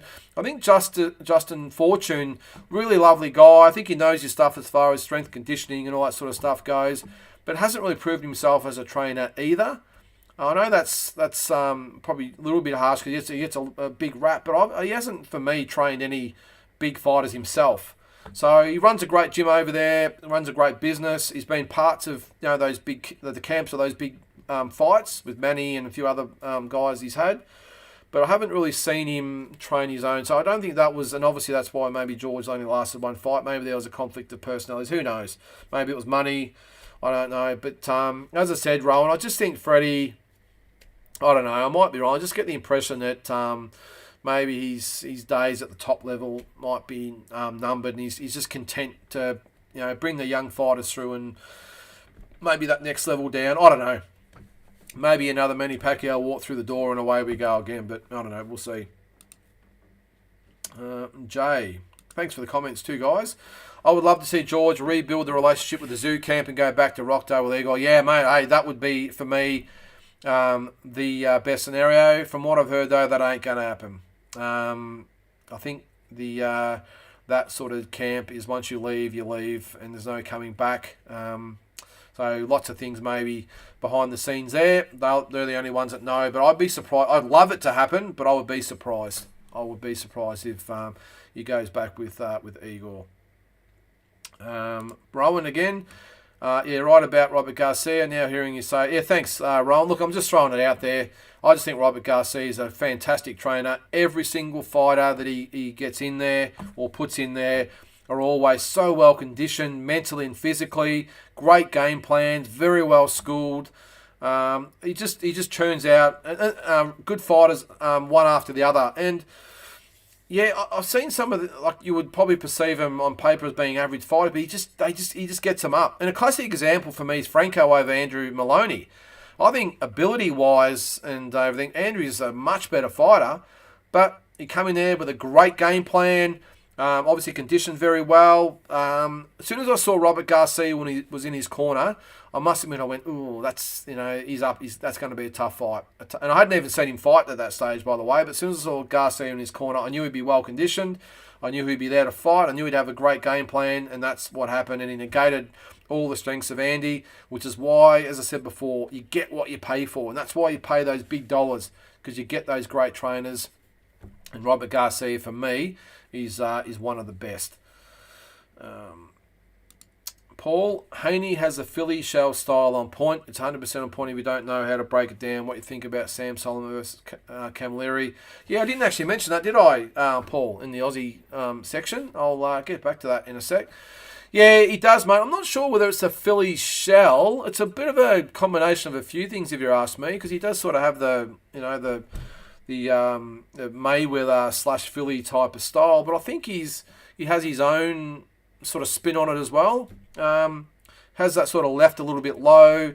A lot of like Shakur Stevens, if you look at him as well, he's got the southpaw version as well. I just think those types of fighters comes through a lot from the amateurs. You see a lot of that style in the amateurs with the US team. But whatever style it is, mate, it works. It works for him, and like it worked for Mayweather, and it's worked for whether it be Davis or Stevenson or any of these guys. They've got the style, but whatever it is, it works for him. What do you think about Sam Solomon Camilleri? Well, I'm more interested to hear what you guys have to say before we move on. All right. Look, I don't know. Will I go to watch it? No. But look, for both guys, I would love for Sam Solomon to retire. 48 years old. Sam, I think there's way more things he could be doing with his time. But look, I get it. Maybe he hasn't got a lot outside of boxing. He loves to fight. But, geez, I would love to see him retire. Joel Camilleri, on the other hand, well, he's looking for a scalp at middleweight. He's just moved up to the division, looking for a scalp. Sam Solomon's a good scalp for him. It's a good money fight for both of them. They're going to fight at the Pavilion on Big Time Boxing, which is Brian Amatruda's show. So it'll be a sellout. They'll probably up the prices for the tables because people are going to pay to see it. Both are very, very popular at the Pavilion or in Melbourne in general. Big supporter bases. Joel's also now got the Brisbane fan base as well, and the Thai fan base, if you want to include that. I don't see many of them coming over for the fight, but massive supporter bases. It will be a sellout, obviously with the tickets and all that sort of stuff. They'll both make a really, really good payday out of it. They can probably afford to jack the prices up a little bit because people will pay it. So from that angle, I think it's good for both of them, but geez, I really wish Sam would retire. I said that probably 3 years ago, to be honest, and I think he did retire 3 or 4 years ago. But to see him fight some of the guys, I think that was his name, only had a handful of fights. It was just sad to see him fighting those guys and getting, I think the first one was a draw. He might have won the second one, but I don't like to see it. But hey, you're a long time retired, and as long as he's not getting knocked around, well, good luck to him. I think this is a bad fight for Sam, though. Joel, He's not young, but he's youngish, and I think he's got the style. Look, to be honest, as far as the fight itself goes, if you're after, the art of boxing at its finest, you're going to watch the wrong fight. This will just be a tangle of arms and legs and that going everywhere because they're both very, very awkward fighters. I don't think it will be entertaining. I don't think it will be a barn burner or fight of the year. But both very, very good fighters at what they do, but so awkward. I just don't see the mesh of styles. But as I said with Sam, you're a long time retired, so good luck to him. Camilleri, take a good scalp at middleweight. And the fans in Melbourne will eat it up. They will. They'll eat it up. It'll be a sellout. I think Camilleri wins that pretty comfortably, if you ask me. So, Shane, talking to Paul, I hadn't heard that fight was on. Talk about too hard to hit fellas. I see Kama is in Thailand and looking massive. I don't think he's massive, Shane. I think he said he's 77 kilos at the moment, so he's about 4.5 kilos off middleweight. But he has fought at light middleweight and even down to welterweight. So look at. I think at his age, like a lot of the older fighters, I'm not saying he's old, but he's pushing. He might be pushing 30, or he might be 30. I don't know. But as you get older, I think a lot of them go up a division rather than bore themselves down. You know, they've got enough experience and nous and ring rounds in the bank to go up a little bit and get away. Maybe, coming up slightly against bigger guys, but have that experience just to make up for the weight they've put on. And Mayweather and Pacquiao did it as well. Both should have probably been fighting at light welter or whatever, but went up to welterweight because that's where they felt comfortable. They didn't have to ball down in weight and could concentrate on just the training camps and make weight easy and be strong at that advanced stage they were both at, late 30s at that time. So, but yeah, Shane, as I said, mate, it should be a tangle of arms and legs, those two, but the Melbourne fight fans will love it. Jay. What do we got there, mate? This fight will be 50 for fight 50. Okay, surely tap out at half. Yeah, tap out at half century. Yeah, well, that might be another thing, Jay. Maybe Sam wants to get to number 50 and then call it a day. I hope so. Look, the good thing about this, I don't think Joel will knock him around. I really don't think. Like, Joel's not a big puncher, or I don't think he's got the actual ability of someone as experienced as Sam to really knock him around. And I do think even if he was starting to land a few, that Joel would have so much respect for Sam that I don't think he would do that. I think he would let him see out the fight. But as I said, again, I don't think Joel's really got the capabilities to really get Sam out of there or hurt him bad. But I think he will win quite comfortably. So, but I hope, Jay, if that's the case, after 50 fights, that he will call it a day. Paul again, what do we got? Saw the punishment that Gil received at the end of his career. I think there's a thin line between keeping on going or to leave it when you achieve your pinnacle. Yeah. Oh, look, it's easy to say outside the ring that he should retire. Just retire, mate, give it away. But we don't know what's going on in his life outside of the ring. I know he had the gym. I don't think he's got it anymore. You need something to fill that void. And if you haven't got anything, it's very hard to walk away. So I'm not going to pass judgment on Sam by just saying, just give it away, old man. I don't think that'd be fair. But at 48 years of age, 49 fights, I hope he gets a really good payday. It's a really entertaining fight, even though I doubt it. But it's his last hurrah, and Joel gives him that send off that he deserves. I mean, this guy's a former world champion, a great of boxing and kickboxing. And I really just don't want him to see him go on and get knocked around and then have some troubles later in life. So, I think we just think too much of Sam. So let's hope that is the case. We've got to get onto these top 10s in a second, guys. All right, a couple of other things. We've got Katie Taylor, Karen Carbajal this weekend at the O2 in London. Love Katie Taylor as a fighter. So I'll be watching that on DAZN. So check that out. It's on Sunday morning, very, very early. So if you're up there, get onto that one. Katie Taylor, Karen Carbajal. Just to tune up for the Serrano rematch that should be early next year. There's talk that Deontay Wilder and Andy Ruiz will be ordered by the WBC to fight in an eliminator next up. The WBC convention is next weekend. So by all accounts, Wilder and Ruiz will be ordered to fight for the winner, dare I say it, to fight Tyson Fury. Then we're going to run into all the things about whether Fury fights Wilder for a fourth time, or whether there's step-aside money, or it's to fight Joshua. Who knows? Maybe it's Wilder and Joshua. I don't know. And Fury goes and fights Usyk. Who knows? But that's what's apparently being ordered by the WBC. Another one on Sam Solomon. This is Paul. I just don't want Sammy to be hurt badly. That's my point. Yeah, mate, 100% agree. I don't know. As I said, Paul, it's easy to say it just from a distance, but geez, does the point have to come up at some stage? A combat board have to step in and say, Sam, we love you. You've had a great career, but we are not licensing you to fight. That maybe has to be the next step. Hard decision to make, but end of the day, the powers that be that run the combat board, this is what they're paid to do, to govern the sport and to make the hard decisions. So maybe they've got to step in and say that. Or he might come out and give Joel Camilleri a boxing lesson, and we're saying, geez, how good does Sammy look at that age? Jay again, I was wrong. It's 49 wins. Oh, okay, mate. So 49 wins, 16 losses, 68 fights. Unbelievable. Yeah, no, hard to argue with that, mate. Maybe he wants a 50th win to give it away. No matter what it is, though, Jay, let's just hope that this might be the last swan song for him. And it makes sense. He's had a lot of fights at the Pavilion. Really good relationship with Brian Amatruda and Mick Gatto at the Pavilion under big time boxing.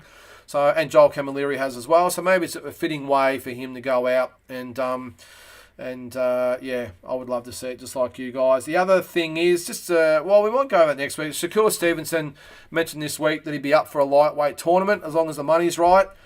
Who would you want to see in the 8? I would think it'd be Haney, Lomachenko, Stevenson, Garcia, Ryan Garcia, Tank Davis, Pitbull Cruz, and maybe Romero you could throw in there.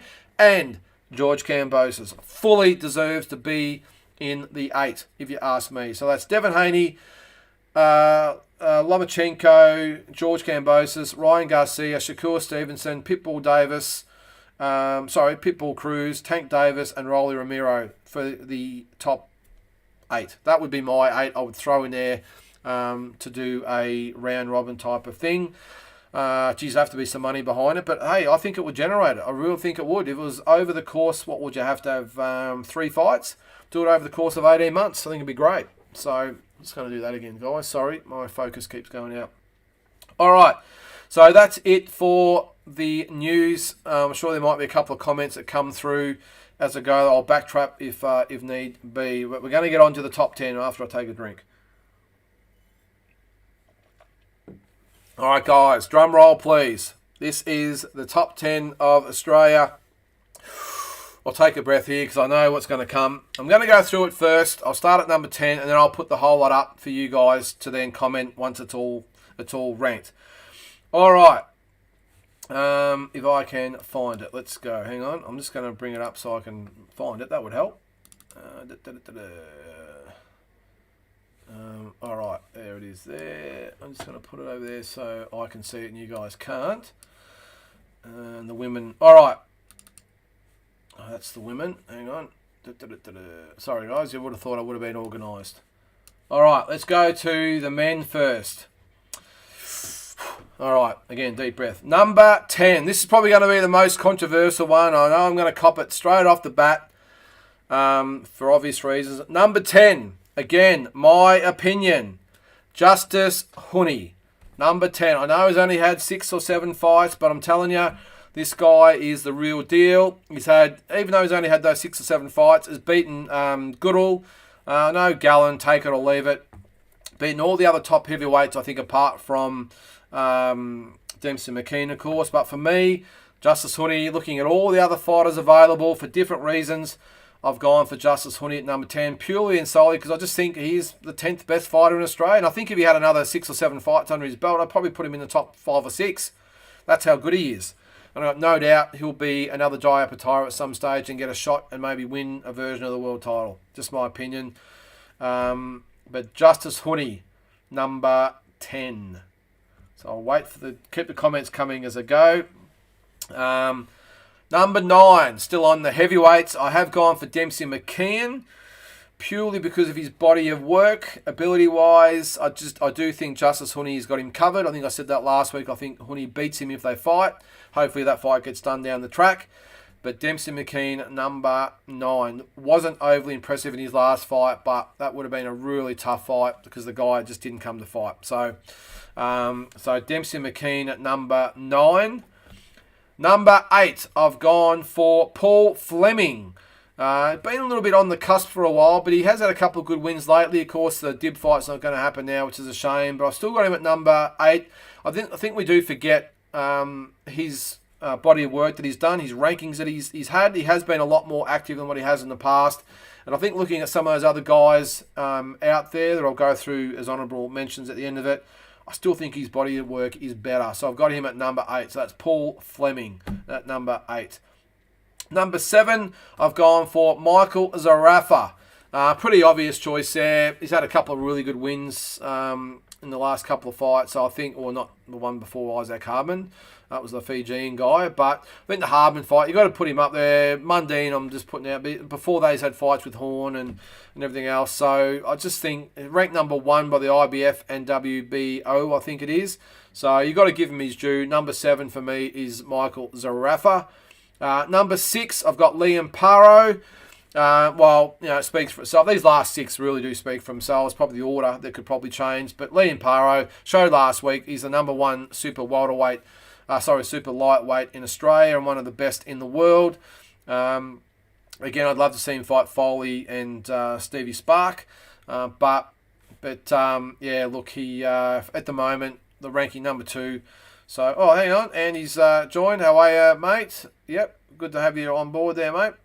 Rowan, this is Huni. Really enjoy watching Huni. So much natural talent. Yep. Hang on, Paul. Yep, now you've got my ears tuning in. All right, we'll keep commenting there. Again, I'm probably 30 seconds to a minute in front of you guys, so keep the comments coming. So 10, Justice Huni. 9, Dempsey McKean. 8, Paul Fleming. 7, Michael Zarafa. Number 6, Liam Paro. So that, to me, rounds out the second half of the 10. Yes, you should be sorry too, mate. You're late. It's all good. Good to have you on board, mate. All right, now, a little bit of an order change here, and I'll explain why. Number 5, I have Andrew Maloney, the Munster. Look, just ranked. We've gone over him so many times, Andy. He's ranked in the top 10 of all, or he might even be top 5 of all 4 sanctioning bodies. Former interim champion, or is it regular champion? Whatever it was, might be interim champion. Held the WBA belt. Been to America so many times, taken on those guys over there. It's just he's had his last few. I think he's had 4 or 5 fights in the last 18 months. So he's really been putting the work in. So Andrew Maloney, number 5 for me. Number 4. So the top 4 might be a bit contentious, but stay with me. Number 4, I've got George Kambosos Jr. Now, yes, I know he probably could be top 3, but end of the day, he has lost his last 2 fights, even though they were to Devin Haney. You do have to have some repercussions. Go back to Canelo. Number 1, lost to Bivol, and a lot of people just chucked him out of the top 10 in general, which I think was ridiculous, but that's the case. You've got to have repercussions for losses, and he has lost his last 2. So I've got George Kambosos at number 4. Number 4.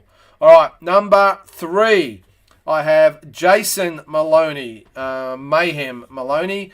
I just think he has had some really, really good wins of late. And I think he showed last week that he's on the cusp of winning a world title. And I really believe that. Now you might say, well, why have you got the twins? They're both same records, same sort of standings. Andrew's actually won an interim title. I think Jason's, again, body of work over the last couple of years. Obviously had the loss to Inouye, but that's no disgrace in that. I just think he's just, I don't know, gut feel, the records of the guys he's beat. Look, it's, again, contentious, but I just think Jason Maloney for me, number 3 for me.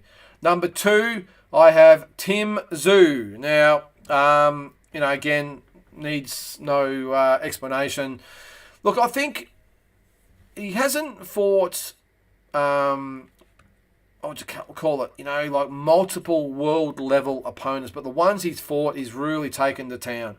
Dennis Hogan, who's just won the IBO title, in a way, he's had a few other, of course, Jeff Horn, but I think Jeff's heart wasn't at the time, but obviously Gaucher in the States. So I don't think there's any real argument that Tim Tszyu is number 2. If he wins a world title, I think he'll be number 1.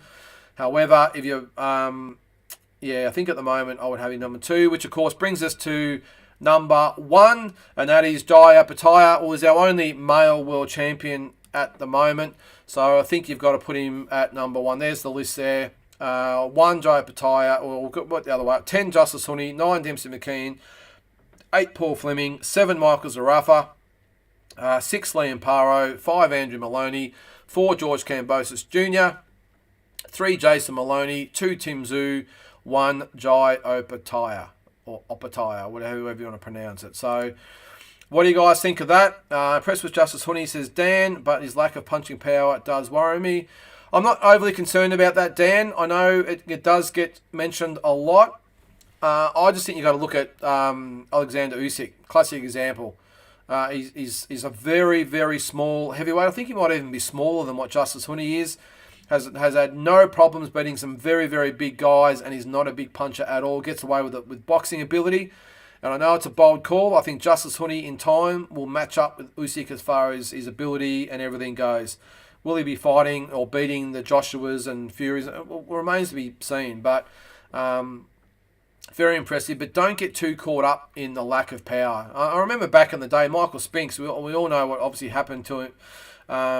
Happened with the Tyson fight, but take that away. He beat Holmes. It was a massive heavyweight. Beat Cooney, beat other heavyweights as well. So, Paul, I've rattled you. What have I done? What ones do you agree and not disagree with? I'm sure you're a George Kambosos man, so I'm sure you're going to disagree with him being at number 4. What others in there? And you can't have Ronald Quinlan in there, mate. His last fight was a good win, but not good enough to get him in the top 10. James, excellent top 6. Lyndon Carnay, good all. Thanks, mate. And look, the other 4, actually probably not 7. I think you've got to have Michael Zarafa at number 7. 8, 9, and 10. And you could probably throw in Liam Wilson, Sam Goodman. Who am I missing? Maybe even Nikita Zhu at some stage. There's plenty of other guys you could probably put around the mark. But I'm thinking 1 to 7. I don't think you can really dispute those guys being in there. And thanks, James. I agree. I don't think the top 6, no matter how the order goes, I don't think you can really contend that someone that's not in the 6 should be in there. I know Michael Zarafa has his fans, but for me, the top 6, easily the top 6 for me. Rowan, all right, it started. Here we go. Fair list. I like Huni. No offense to McKean, don't really rate him, but he's ranked in the top fender, so I get. Oh, mate, exactly how I am. I think there's better fighters. I think ability-wise, I would definitely have a Sam Goodman or Liam Wilson in there. I think they're really good young prospects, but just haven't had any body of work. McKean, look, end of the day, he's ranked in the top 15 of a couple of organisations. So he's had 20-odd fights, won them all. Quality of opposition probably leaves a little bit to be desired, but to make the case for a Liam Wilson or Sam Goodman or whoever else I'm missing, I think it's a bit hard to make the case to put them above Dempsey McKean for what he's actually done and where he stands in the world at the moment. So because you've got to remember too, there's the balancing act of who's the 10 best fighters in Australia, or the 10 as far as the body of work goes, as far as rankings and some of the opposition they've fought. So it's hard to. You got to have the mix sort of right in some aspect, but look, it's a tough one, and it's not an easy one to do, I can tell you. Jay, I like Fleming, but I'm swapping him out for Liam Wilson. Yep, no argument there, Jay. I wouldn't argue with that at all. And to be honest with you, I might have had Liam Wilson in the last top 10. And I took him out to put Paul Fleming in based on the Jackson John England win. Because Liam Wilson, I think, as a talent, how good would they be to fight each other? By the way, it'd be huge. It'd be great. But yeah, I don't know. Look, there's cases to be made for a lot of fighters. I actually think Sam Goodman makes the case to be in there. He's an explosive young guy. He's had some really, really good wins. Undefeated. Obviously, I think a lot of him because he's going to be on the undercard of Tim Zhu's fight in Vegas. So I think we could have made a case for him as well. But at the end of the day, you can only fit 10 in there. And Paul's been around a long time, world ranked. So I just think, at this stage, I'm leaving in there, even though I totally understand what you're saying there, mate.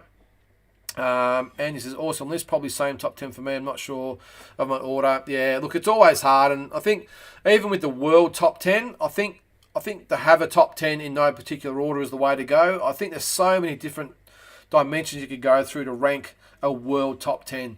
But for me, in Australia, I think that, again, is how I see it. So So keep the comments coming there, guys. I might even, if we get time, address it on the Boxing Deep Dive show on Thursday night. I might get Tassie and Peter's or Nick's opinions as well. I'm sure they will have similar thoughts. Maybe that 7 to 10 might be a little bit different, especially 8 to 10.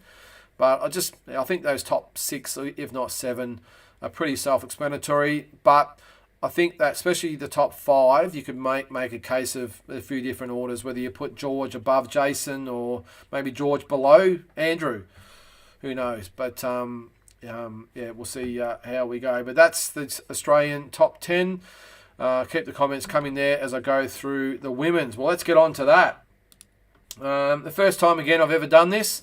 There was actually a few to choose from, I might say. And again, everyone has their own opinions on things, but again, I'll go through it. So I'll go back to my screen there. All right, number 10. I've got a young girl, Ella Boot. I have at number 10, trained by Johnny Lewis. I might actually bring up her record. I did look at it earlier. I'll just bring it up. We might go through these girls' records. She is 3-0 as a pro. I actually thought she might have had a few more fights than that. Ooh, okay. So maybe I've jumped the gun with Ella. Maybe I've gone on potential more than anything there. I'm trying to think who we'd put in front of her, though. Let me know, guys. But number 10, I've got Ella Boot, really good young talent. Actually, the young girl that fought on the last card, I'm going to bring it up as I'm talking to you guys. The last girl I could probably make a case for, maybe not. Tawana Campbell. Tawana Campbell was another one, but she's only had 3 or 4 fights as well. Amber Amelia, I think, will be in there at some stage, but she's only had 3 fights as well at this stage. Sorry, guys, I'm just going to go through it now because there were a lot of female fights on that. Yeah, I don't think actually there were anyone that you could really make a case. I'll tell you what, Aisha Abied was pretty good. She could be good in time. I don't think there's anyone you could really make a case for to take number 10. So I'm going to stick with Ella Boot at number 10. Number 9, actually number 8 and 9 may be a bit contentious. There might be a few fans for. Number 9, I've got Louisa Bam Bam Horton. Now, she could be a lot higher. The only reason she's not is because she's been very, very inactive. I'm actually going to bring up her record as I talk to you guys. And just see. I don't think she's been active at all. She was a WBO champion. Yeah, Bang Bang. Sorry, not Bam Bam. She is 10-2 with 5 KOs, but hasn't fought for nearly 3 years.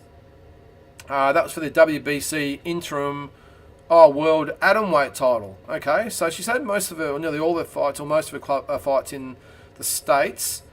She had a fight in Japan, and she's had 4 in Australia to start her career. But I think if you haven't fought for 3 years, then I'm sorry, you can't. We've probably been going more on the past achievements. I didn't realise it had actually been that long. But 3 years out of the ring. Let's go back to the guys for a sec. Paul, number 1, Jai, 2, Jason, 3, Andrew, 4, Cambosis. Okay, 5, Zoo. Wow, okay. Tim Zoo below the Maloneys. Okay, 6, Paro, 7, Huni. Okay, well, I thought I was going to cop a lot of flack for Justice Huni, I might say, so I'm glad you got it number 7. Number 8, Zarafa. However, I think with Zarafa being quite hurts. Number 9. I'm doing the women now, Paul. This is that was a men's top 10. I did have Shannon in my top 10 overall. I'm doing 2 separate ones here. Sorry, mate, you've got that. Oops, that was men's. Erase 9 and 10. Well, let me know who you had at number 9 and 10. All right, so that's Bang Bang Horton at number 9. Number 8, I've got Deanna Hobbs. Now, she's another one that's had a really, really good start to her career. So I think she might have had a couple of... Let's bring her up as well. I did go over her record. She's the silencer. She's 10-2, 6 KOs. Okay, she did fight back in May. Let's just say the opponent wasn't exactly world class. She got the knockout over her. Before that, she'd had 2 shots at the world title.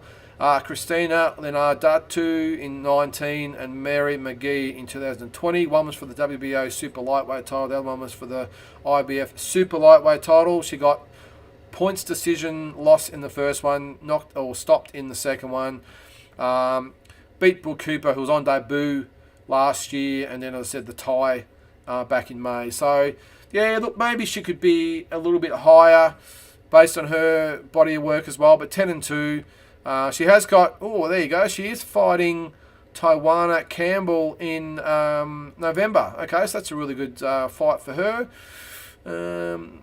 Trying to see who's going to promote that. Doesn't actually say. But, yep, not drama with that fight, so that'll be a good one. All right, so let's get into the nitty-gritty. These are the top 7. I've got Beck Hawker at number 7. Really like Beck Hawker. Look, a quality of opposition, I think, is probably not as good as some of the other girls, which is why she's at number 7. But I tell you, she's going to be a handful for whoever she fights. I'm going to bring her record up now. So she is 6-0. Won the WIBA title in her last fight.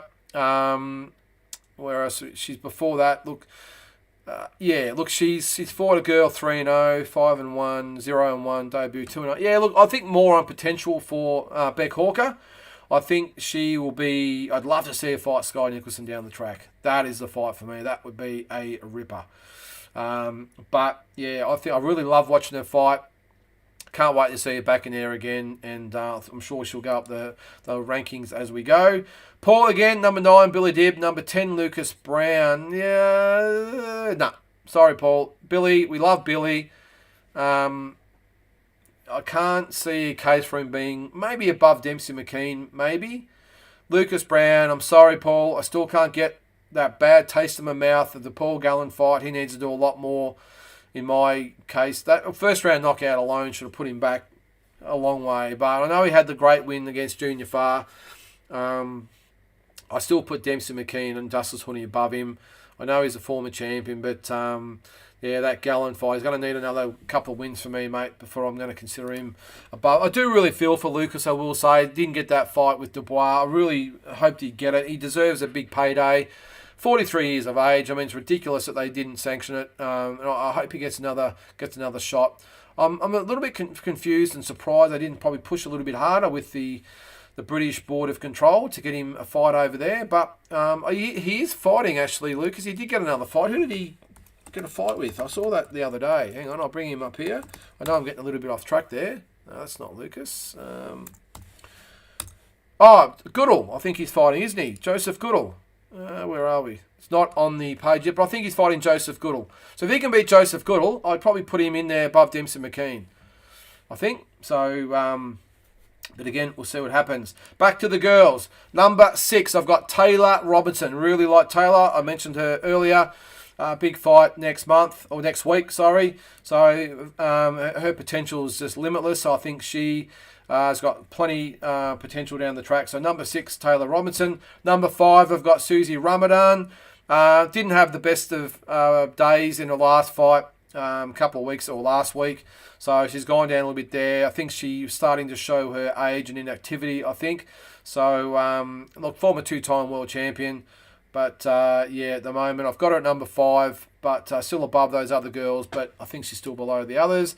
Brown lost me eating a sausage roll before the Gallen fight. Now, I think what he said afterwards, it probably makes a bit more sense. It was actually a protein bar. I don't know.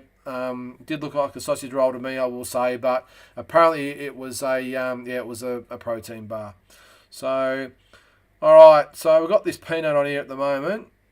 Porn site. So I'm going to see if I can ban him. Yes, ban, get off. Okay, so if you can see that in there, he's been banned, so there'll be no. Hey, pretty flattered that we've got the porn sites now coming on board. We must have a few people watching. But yeah, so I've just banned those guys. Haven't happened before that. All right. So I don't know about the sausage roll thing, but anyway. All right, let's get back to the girls. I've got number 4, Sky Nicholson. I've got no doubt at some stage she'll probably end up number 1. I think she's a huge talent. Probably a little bit like Taylor Robinson, as I said earlier. Probably hasn't got the biggest power punch out there, but I think ability-wise, she's got world champion written all over her. I think she wins a world title within the next 12 months. I think Eddie will give her a shot and she'll win it. Like our number 3 did, who is Ebony Bridges. Now, come at me if you want. I've got her at number 3. I've got another 2 fighters above her. Won the world title. Was beaten by Shannon Courtney in her first world title attempt. Four fights. I don't think she should have been fighting for a world title after that amount of fights, no matter whether you're a male or female. I don't think it's right, especially when you've got other girls that are ranked higher who didn't get an opportunity. And the girl she fought last, I know she'd been around a while, but I don't think she was the best world champion out there. But good luck to her, Ebony. She won the fight. If she beats Shannon O'Connell, well, that puts a whole new spin on things. But I think as far as that goes at the moment, I've got her at number 3. Back to the guys. I have Opetaia and Zoo clearly top 2. Yep. Then 3 and 4, it's hard to separate Jason Maloney and George Kambosos. Yeah, well, thanks, James, because pretty much that's my top 4. And I had the same issue with that, by the way. And I think Andy's a clear number 5 for me. So we'll see what happens down the track. I mean, if Tim wins the world title, does he go past Jai Opetaia? I think yes. If Jason wins the world title, does he go past either one of them? I don't think if Jai holds the world title and Tim wins the world title, he goes past him. But geez, it's a good problem to have, isn't it? All right, number 2, I've gone for Shanika Johnson. Very, very impressive last weekend against Susie Ramadan. I wasn't highly impressed with her in the world title win, the one before that, but geez, she fought very, very well last week. Did what she had to do to win. Of course, she had that massive cut on the eye. Had to dig deep. She did. So totally deserved her win. So I've got her at number 2. And of course, number 1, the proclaimed queen of Australian female boxing is Shotgun Shannon O'Connell. For me, she is a clear number 1. And number 1's obviously at stake when she fights Ebony Bridges in December. So I think the winner of that fight will clearly be the number 1 female fighter in Australia. So I better put that up, didn't I? The women's. So there it is there. So number 10, Ella Boot. Number 9, Louisa Horton. Number 8, Deanna Hobbs. Number 7, Beck Hawker. 6, Taylor Robinson. 5, Susie Ramadan. 4, Sky Nicholson. 3, Ebony Bridges. 2, Shanika Johnson. 1, Shannon O'Connell. Have I forgotten anyone, guys? Look, to be honest with you, Deanna Hobbs and Louisa Horton could be higher, I will say. They have done a lot more than probably all except for probably the top 4. Even top 5, I think. But inactivity and losses you got to put in there as well. So that's the list there. Again, guys, if I've forgotten someone, let me know. Definitely a lot of potential out there. It's great that I'm able to do a really solid top 10 female rankings list. We haven't done it before, and again, I don't know whether Oz Boxing has done it. They've done the men's, obviously.